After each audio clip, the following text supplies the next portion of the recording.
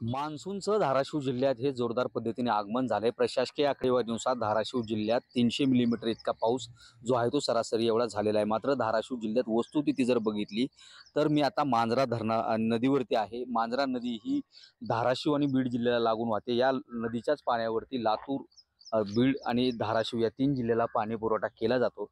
मात्र या नदीची जर अवस्था बघितली असेल आपण तर आज बघू शकतो आपण ही नदीमध्ये पाणी जर बघितलं तर पाणी फक्त खड्डे एवढं भरलेलं आहे। बाकी नदी जी आहे ती कोरडी ठाक पडलेली आहे।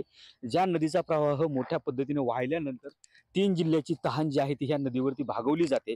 मात्र ही नदी जी पूर्णतः कोरडी आहे। आता जून महिना संपत आला आहे तरी मात्र धाराशिव जिल्ह्यात पाऊस रोज बरसत आहे। मात्र पाणी पातळीत वाढ झालेली कुठं आपल्याला दिसत नाही। त्यामुळं धरणं असतील, नद्या असतील ह्या मुख्यतः मोठ्या प्रमाणात कोरड्या आहेत। त्यामुळं पाणी टंचाईचं जे संकट जे आहे ते धाराशिव जिल्ह्यावरती आणखीन कायम आहे। प्रशासकीय आकडेवारीनुसार 300 मिलीमीटर जरी पाऊस झाला असा प्रत्यक्षात मात्र पाणी जे आहे ते कुठं दिसत नाहीये। त्यामुळे टंचाईचं संकट आणखीन काही दिवस असणार आहे।